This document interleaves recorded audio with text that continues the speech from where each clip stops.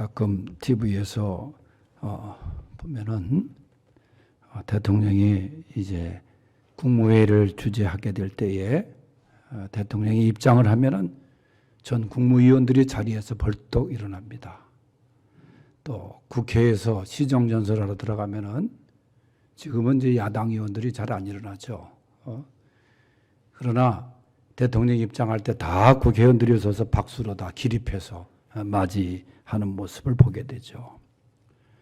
또 이제 이 재판장에서 또 법관들이, 판사들이 입장할 때 마찬가지로 방청객들이 또 피고는 물론이고 검사까지도 다 일어나서 이렇게 이의를 갖춥니다. 그것은 그 입장하는 사람의 권위를, 재판장의 권위를 인정하고 하는 거죠.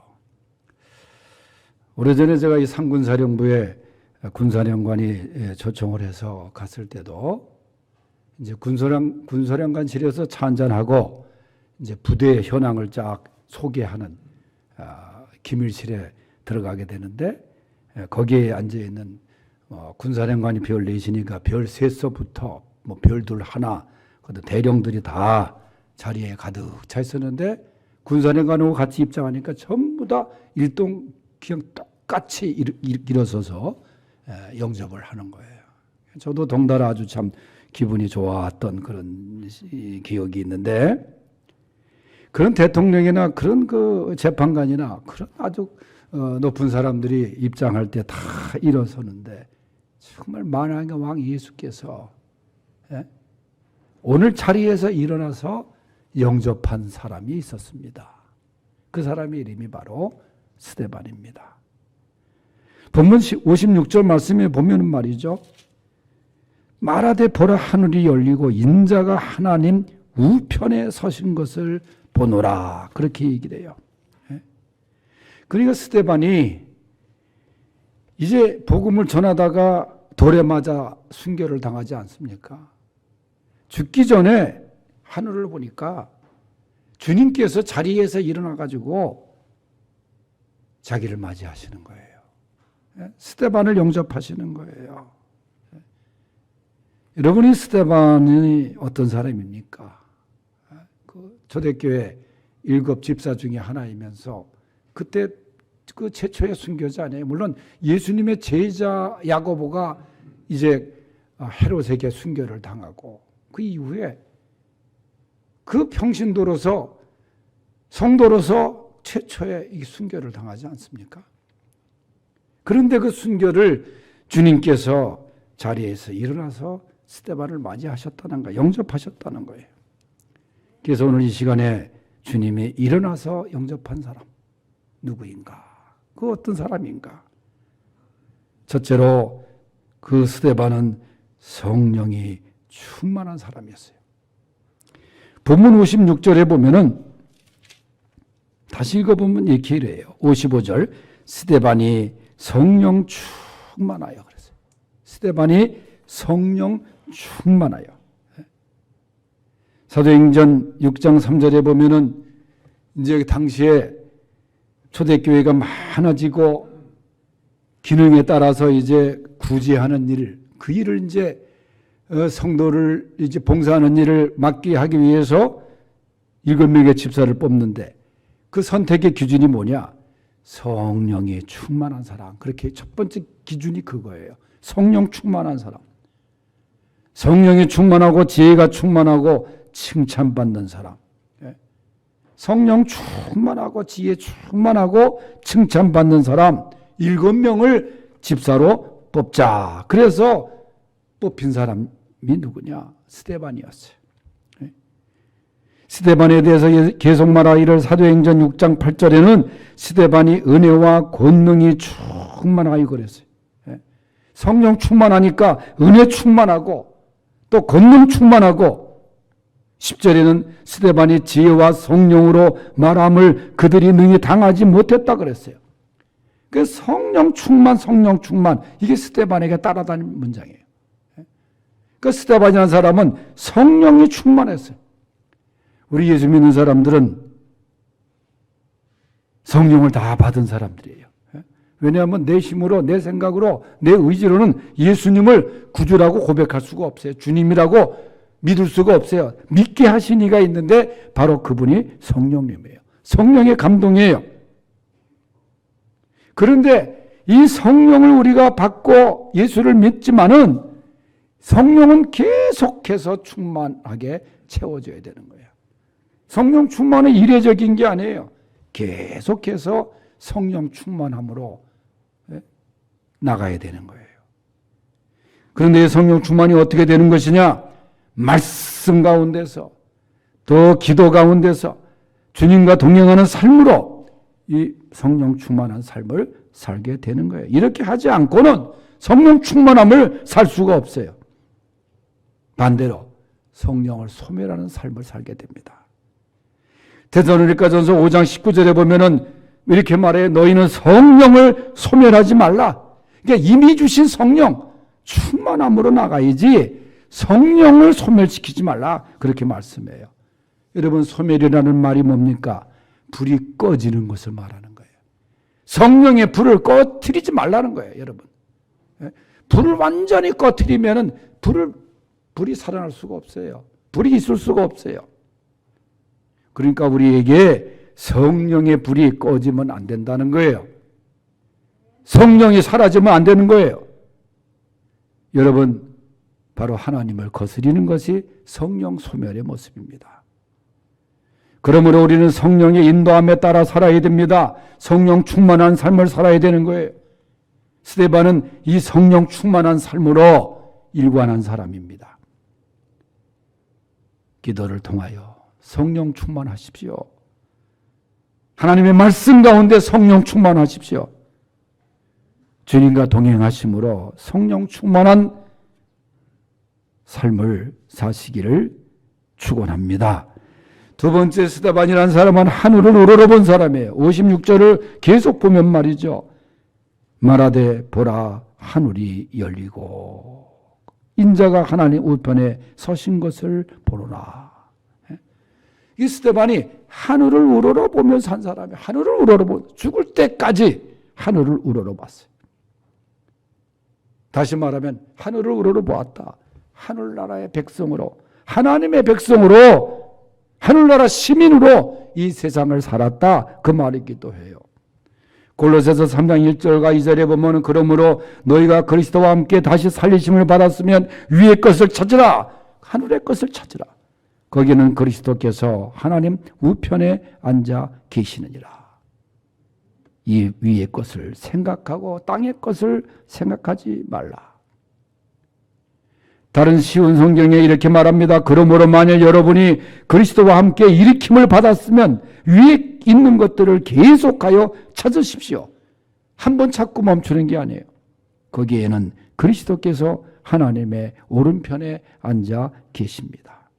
위에 있는 것들을 생각하고 땅에 있는 것들을 생각하지 마십시오.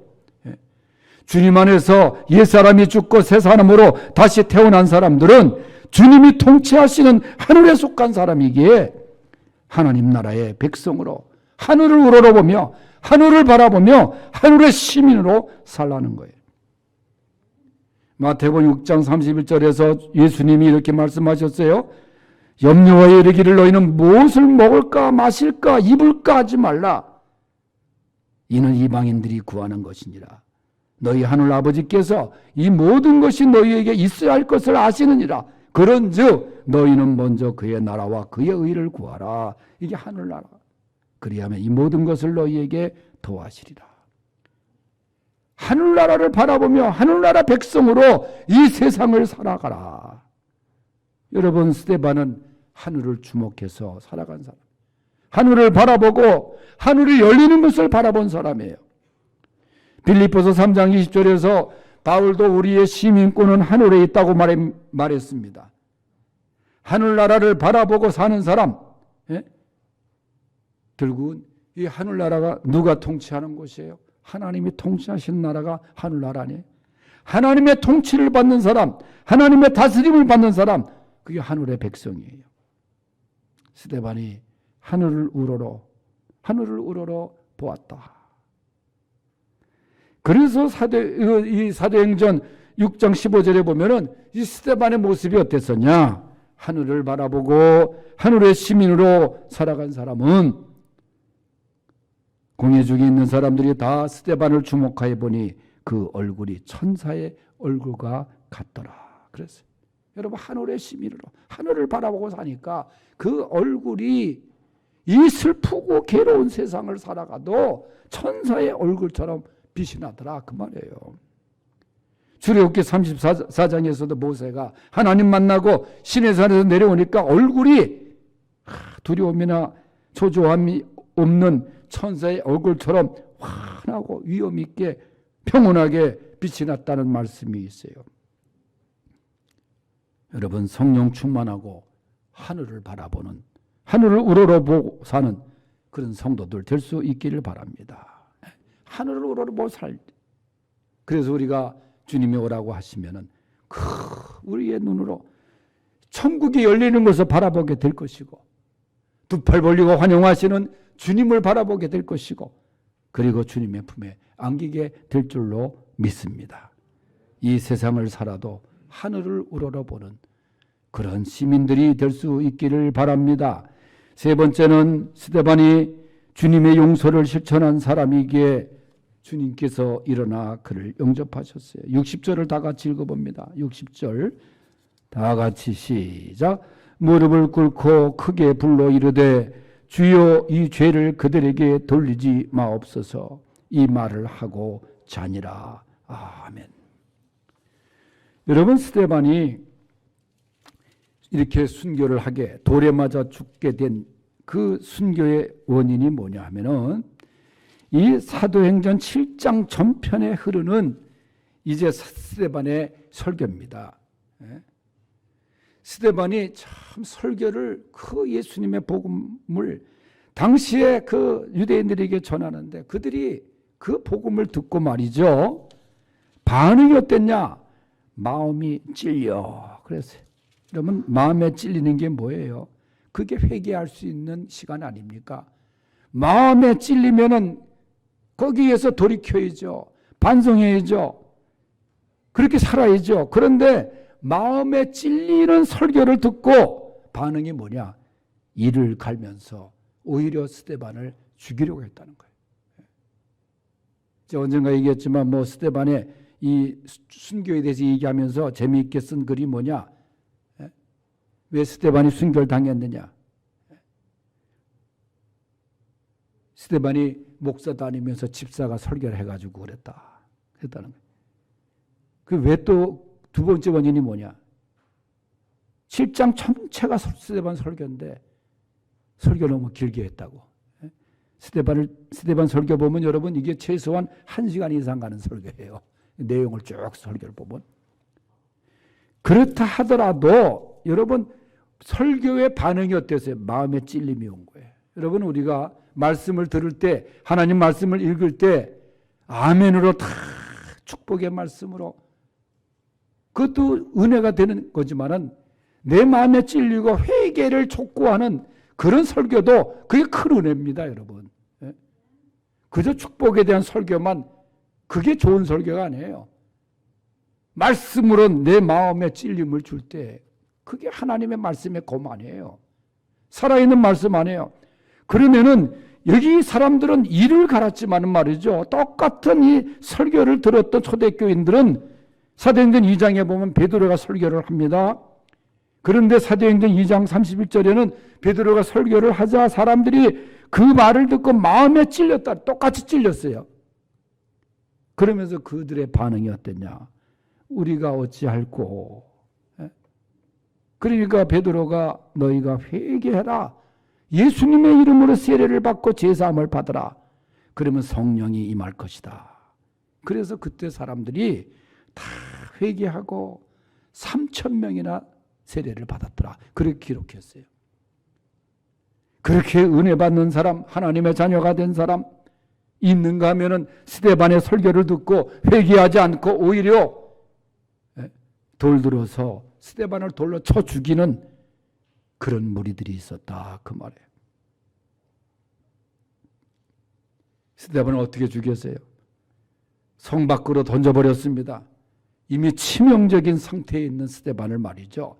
또 사람들이 돌을 던져가지고 피투성이를 만들어 놓고 이제 스데반이 순교의 제물로 드려지면서 마지막 기도를 드린 게 주 예수여 내 영혼을 받으시옵소서.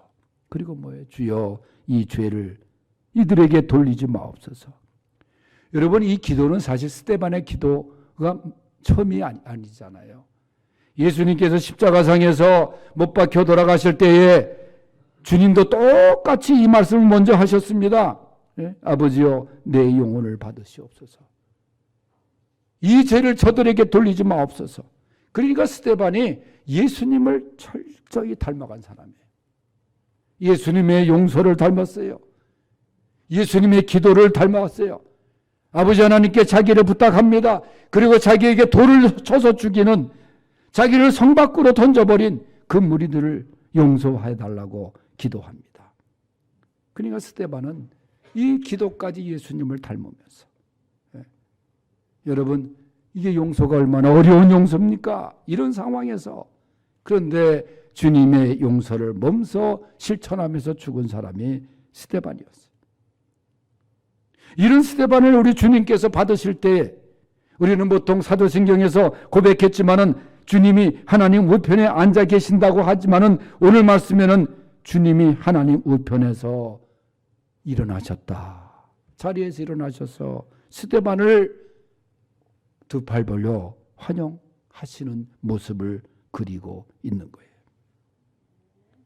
오늘 말씀에서 또 한 가지 주목할 것은 아주 중요한 부분이 한 군데가 58절에 사람들이 스데반을 돌로 쳐서 왜 하필이면은 사울이라는 청년의 발 앞에 던졌냐 그 말이에요. 여기서 사울이 등장해요. 사울이 누굽니까? 바울의 전 이름 아니에요. 그 많은 사람들 중에 이 못되고 못된 예수님을 그렇게 핍박했던 사울의 발 앞에 스데반의 그 만시창이가 된 상처투성이가 된 스데반을 던져버렸다는 거예요. 사울이 그 죽음을 처음엔 마땅히 여겼다 그랬어요.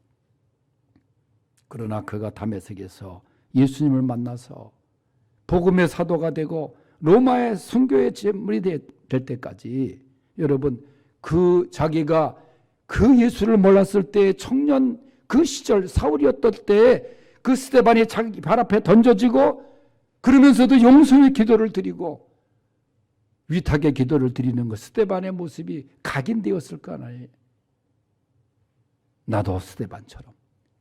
그러니까 사울을 바울로 만든 사람 중에 하나가 물론 예수님이지만은 이 사울의 그 스데반의 그 모습이 그 마음속에 각인이 되었을 거예요. 그러니까 스데반의 죽음이 사울을 또 낳게 한 겁니다. 여러분, 스데반의 이 귀한 순교의 모습을 통해서 우리가 배울 것을 오늘 우리에게 주셨습니다. 주님을 이렇게 세웠던 스데반의 믿음의 삶의 모습, 마지막 죽음의 모습. 우리들도 언젠가 하늘나라에 입성할 때 주님께서 수고했노라, 잘하였도다. 믿음을 잘 지키고 선한 싸움 다 싸우고 일어나서 우리를 반겨주시는 은혜가 있을 줄로 믿습니다. 하나님 아버지 감사합니다. 우리 모두 주님이 일어나셔서 영접했던 스데반처럼 우리도 그러한 믿음의 삶으로 살게 하여 주시옵소서. 예수님의 이름으로 기도하옵나이다. 아멘.